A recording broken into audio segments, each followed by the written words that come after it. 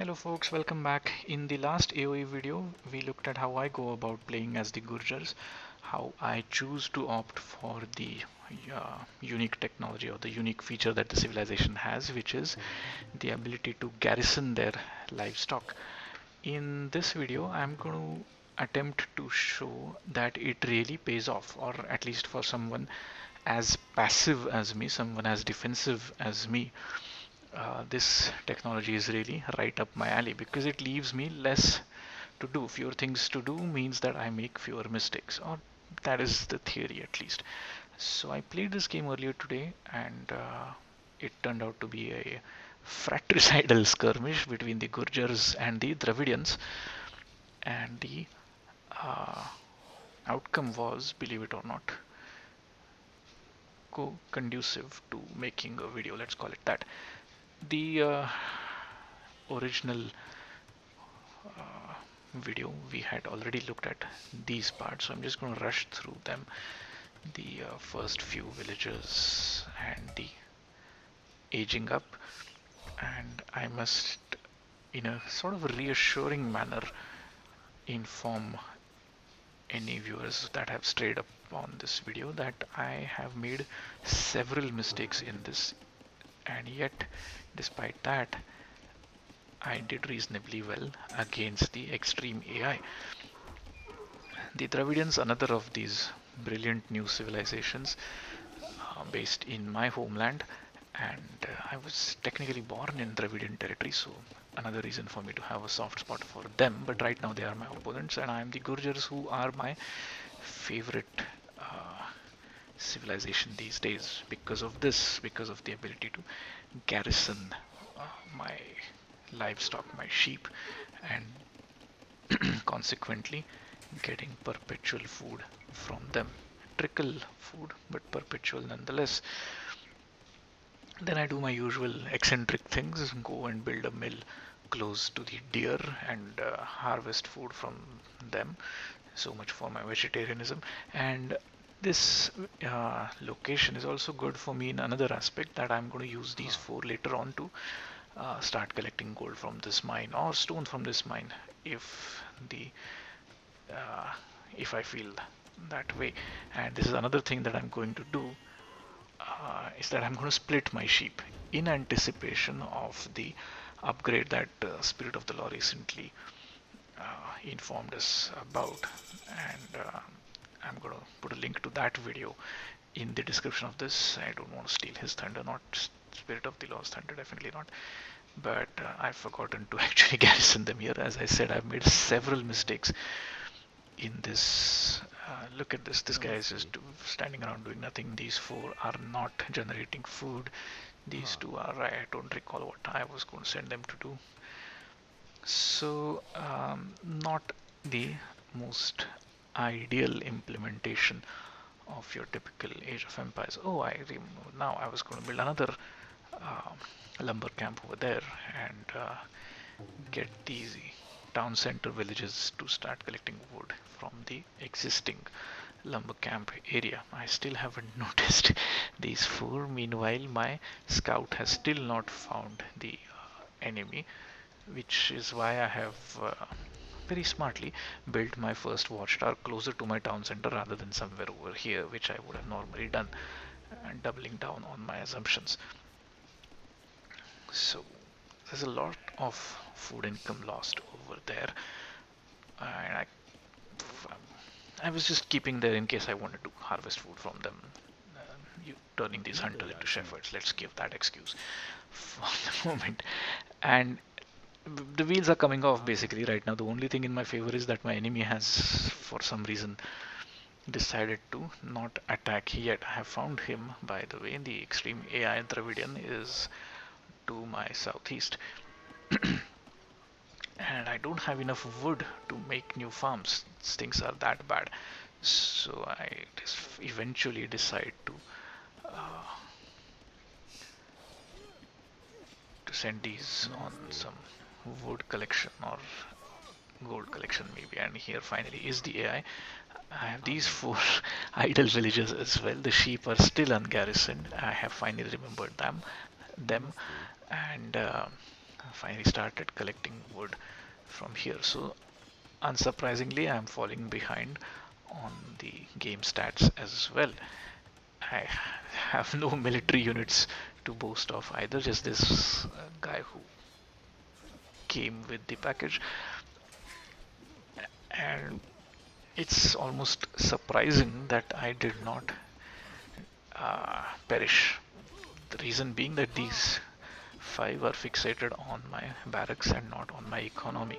They could have just come in and wiped out half my villages over here, half of the villages that are sitting ducks over here.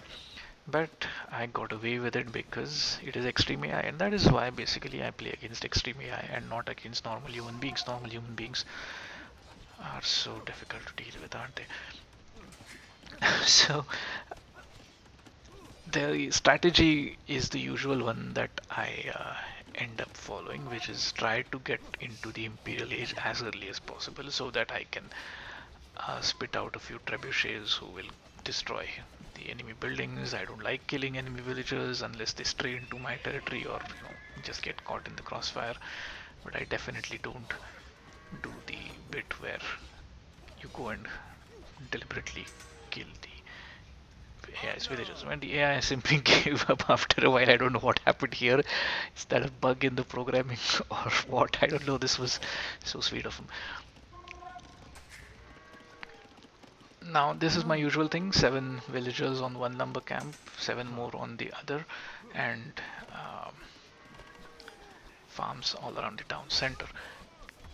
Finally, I did return to finish off that particular barracks, and one of them strayed farther and found this watchtower, and so they have decided to deal with the archery range. Meanwhile, I am nowhere close to uh, jumping into the castle age. I'm 150 odd points behind the AI on the score front. So let's just speed up again to see how this particular skirmish goes out. Look at this army, look at the size of it. They could easily have killed quite a few of my villagers. And finally, they are attempting to do that. So I'm going to garrison a few of them into my town center and a few more into this watchtower. I have kept a few archers there. I love to fill my watchtower with archers because they fire extra arrows. It just really gels with my defensive and passive nature. That I'm there if you come and attack me, and someone eventually, often does attack me. Right. So apparently I've decided to build another watchtower here, or I was in the process until this new invasion came in. I think those are the two villagers here, the builders, and these are of course the ones who were farming. I've gotten housed as well, so I think everything that could have gone wrong has gone wrong, but I have somehow still survived, and I have overtaken him because of the number of kills, quite clearly. That's the that's the beauty of playing against the AI. Um, Nothing ventured, nothing lost is basically how it works for me. This guy is just going to lead my skirmishers away, so I think I catch them in time and spend send rather this guy to finish off. Yes, that particular skirmisher. So still nowhere close to getting into the castle age, but I do have 450 stone to show for my efforts over here. So now that I have found my enemy, I know that there's no point in expanding in that direction. I'm going to build my ersatz wall somewhere over here, a wall made up of military buildings actually. And to remember this game now, I actually finished the entire game with just two stables, just two archery ranges, and just two barracks. In fact, I don't even have a single barracks right now, and I keep getting housed as well. um, I really did make humongous mistakes in this. Look at them. This I still have idle villagers. It's things that you can get away with when playing against AI. It could be an entire series, And that is why I keep playing against the AI, and that is why I should be done with my addiction with this game so far, because I clearly am not very good at it, am I?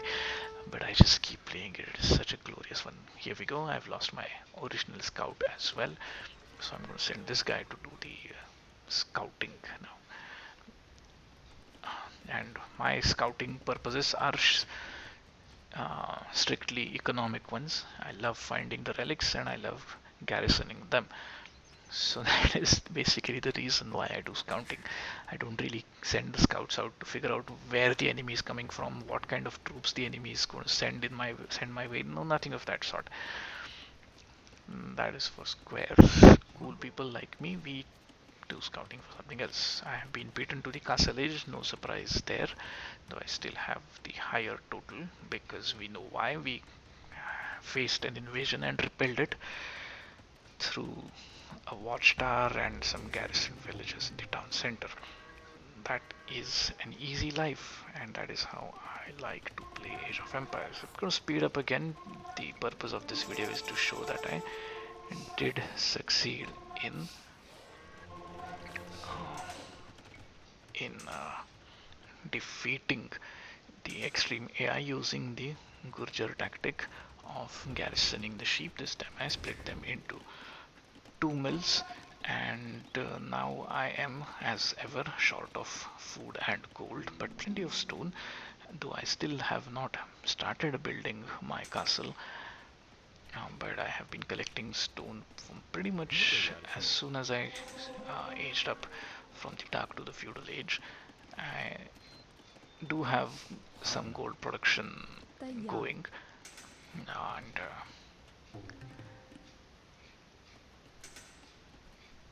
though nonetheless, the only reason I am still alive is that the AI is too busy, I don't know, watching Netflix or something. So I get to actually drop a forward castle very close to his base. Once I collect the requisite amount of villagers, that appears to be the strategy here. Finally, I remembered that there are idle villages there. There's more idle villages here. This is just brilliant. And idle town centers as well.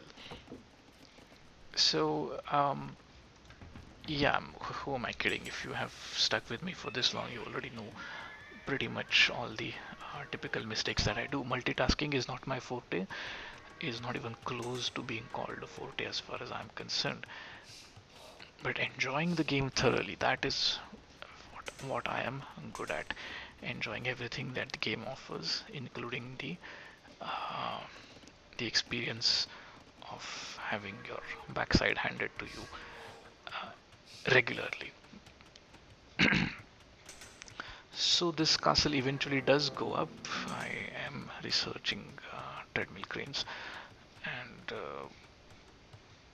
that means that buildings will be built faster, although this one is taking its time. Just 3 villagers on it because I don't know why I don't create more villages.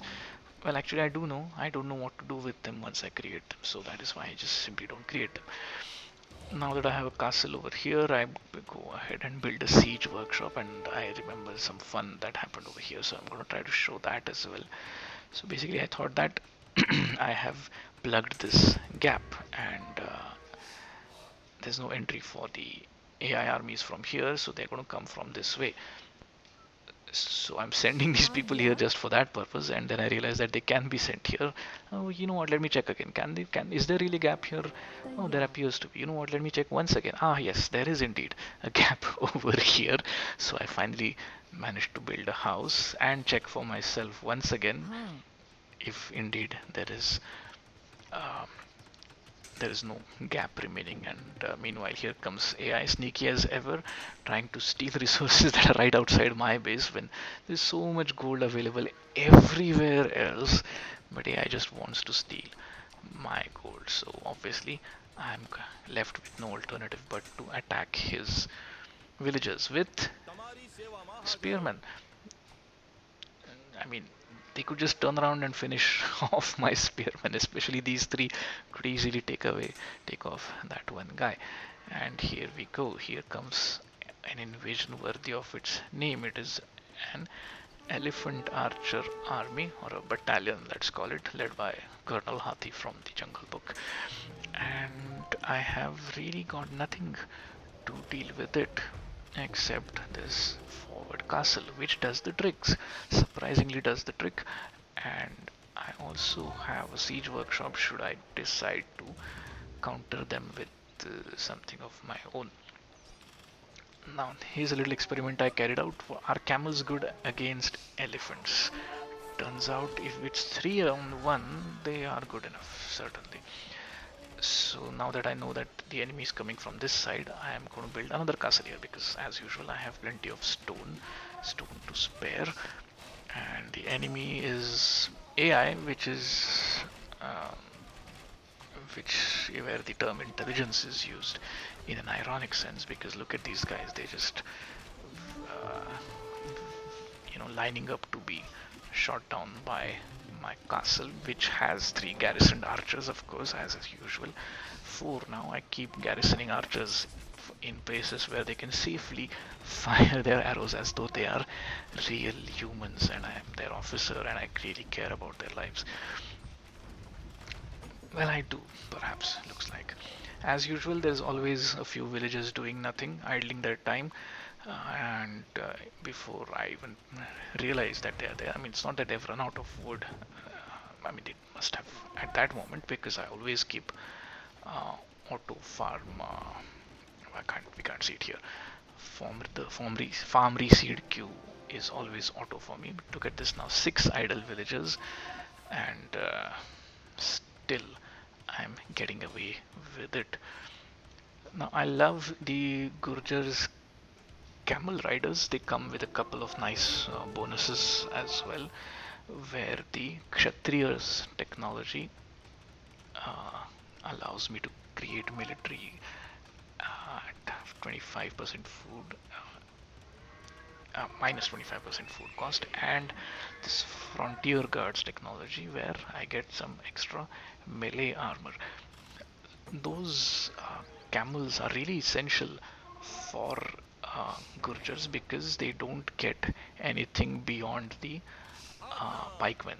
There's no halberdiers available, in fact, nothing over the pikemen from the barracks. So, if you want something anti cavalry, you have to go for the camels, and that is why I wanted to see if the camels are uh, up to the task when dealing with these battle elephants or elephant archers that the Dravidians possess. But I, of course, as a Gurjar, also possess elephant archers, which I will eventually realize deep into the late game. I promise you that. But I have these absolutely brilliant chakram throwers. Its animation is also very nice. Its concept is delightful as well. It really is a brilliant addition to the Age of Empires repertoire. Of course, it's not much fun when playing against AI, when you just have one Chakram archer throwing his stuff at one villager. It's more fun when you have a whole horde which is involved. But, you know, someday perhaps I will play against a fellow human being, and with their permission I will record that video and also post it. But I wouldn't hold my breath. So I am now going to build yet another forward castle because this was not forward enough, and AI is as passive as me, and this fratricidal skirmish between me the Gurjar and Harihar the Dravidian is a well matched contest between two very passive people who just like to sit and enjoy the scenery. I have gone into the Imperial Age after my AI opponent, but nonetheless, not bad. 40 odd minutes and a better score as well, but I still haven't pierced the AI's base, and that is because the AI has forgotten how to build gates. That is what appears to be the case. The last few games I have observed there's something wrong with the AI algorithm, that he just walls himself in and spends a long time bypassing all of these buildings that he himself has built. Where there is a gate, but it's again over to the side. Somewhere over here would have made sense. And some normal uneccentric human player would have taken advantage of this a long time ago. But I just like to take it easy. This is an interesting thing that the AI always does. They try to wall off a castle. It doesn't work, and I don't know if sacrificing villagers to do that is any worse than sacrificing villagers the way I do. I don't know which is worse, but yeah, it is what it is. So far I have managed to hold out and managed to be, sneaky like the AI, looking at resources which are over here, which is not at all in my sphere of the map, not at all. But I have so much emptiness in my backyard that perhaps I can convince the UN that the UN General Assembly that I really had no option. But I most certainly did.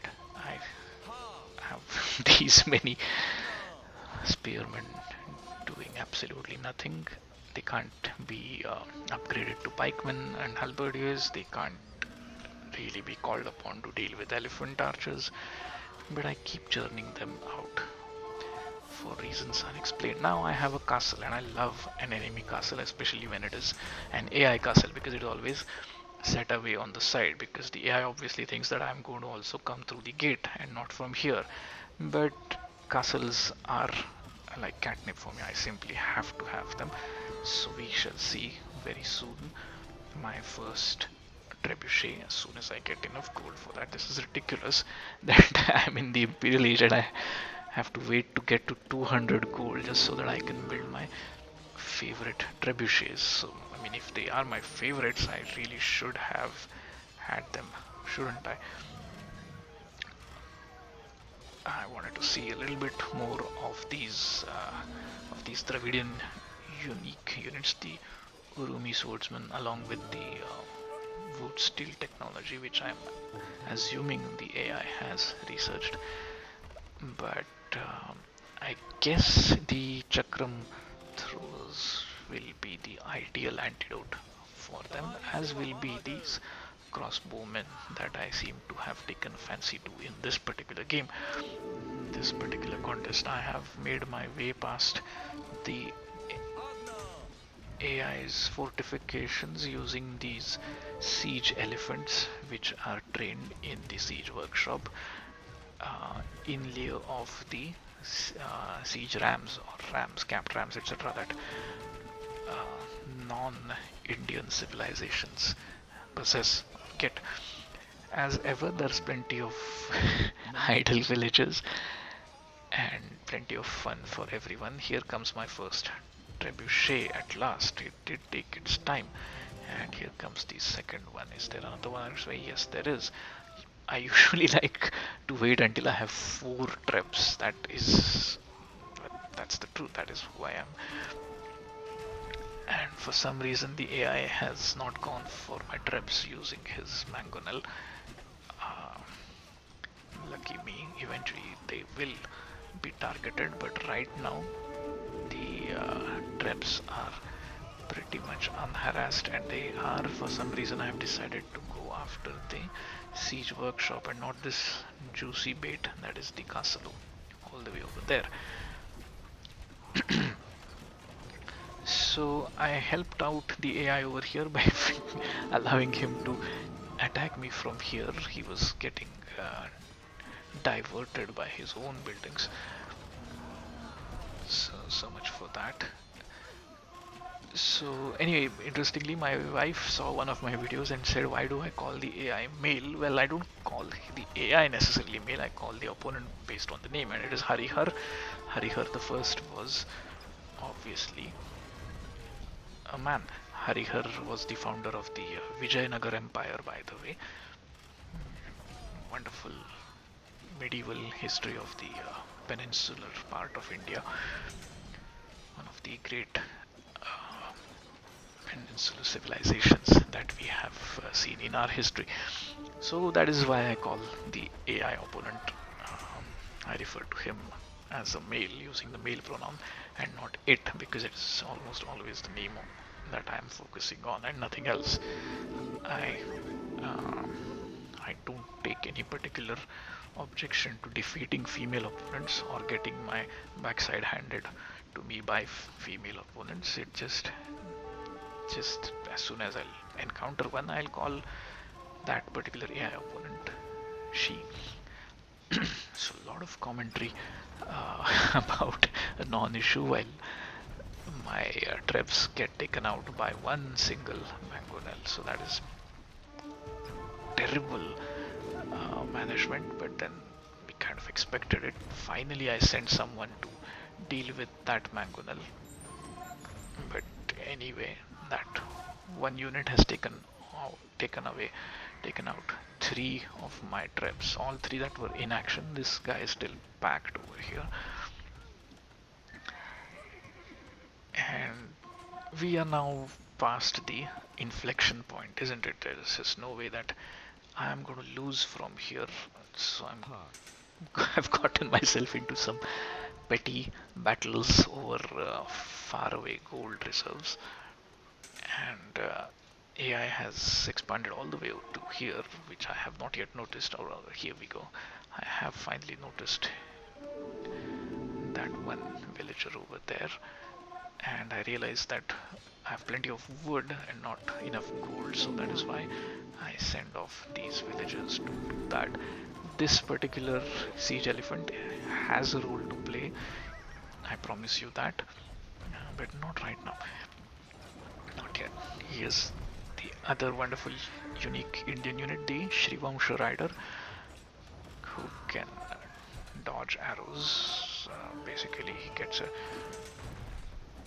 charge that you can see here, the white line over here, which gets depleted when he gets hit with projectiles, and then it recharges on its own gradually.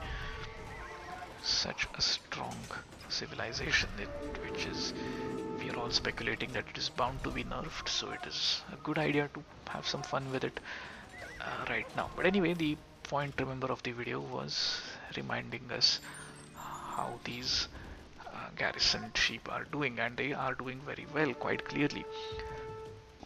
Right, I have 39 villagers on food, and they have collected 3,000 food. It's not too many farms, just enough. I think this is just the basic number of farms that one requires, but obviously the tipping point is because of the garrisoned livestock, the trickle food income that keeps coming from them. Meanwhile, the battle continues. These three trebs are making short work of this set aside castle. I promised you that this siege elephant will have a role to play, and here it comes. It is going to go after this market, and then eventually this town center, and then eventually some of the other buildings, because the AI is, of course, a very stubborn opponent. The AI simply does not quit until it is absolutely a lost cause. Does not read the writing on the wall, the AI, not at all. Meanwhile, I have continued the petty fight over this gold, which I really should be above. That those kind of things should be beneath me, but clearly they are not anymore. Now, I should not take too long to finish this off, isn't it? That's that Mortal Kombat thing that keeps flashing before my eyes. Finish him. But I just take my time. Should have sent in a lot of Shrivamsha warriors, or elephant archers, or even these guys. Hussars should be good enough to finish off this, but it just goes on. Now take a look at this. I have garrisoned 4 of the relics, so I'm going to go after the 5th one.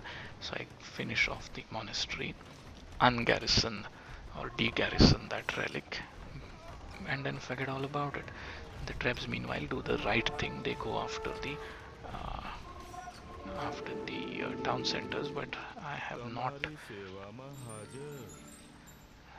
I have not put the monk to the task of picking up that relic, which still lies around there, but the AI is going to be better at it than me. Here comes my elephant archer battalion. No, platoon perhaps. Even that is a charitable description of this meager set of elephant archers.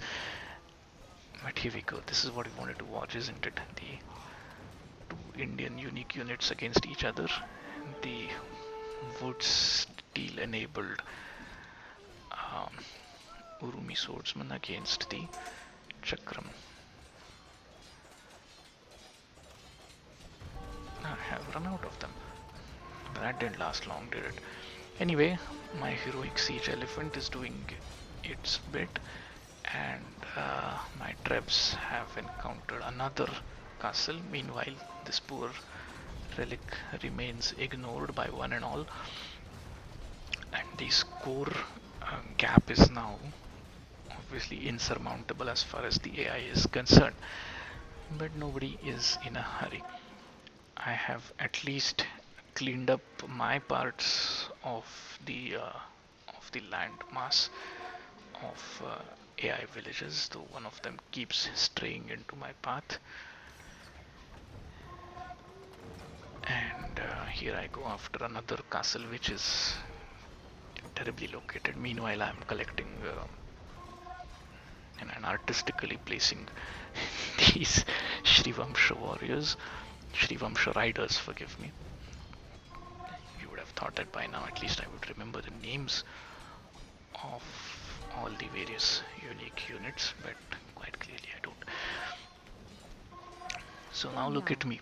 After harvesting all the gold over there, I have come right into the AI's base, or where it used to have its base, and started mining his gold. This is where the original AI town center was. This was his main gold, and he has left all of that.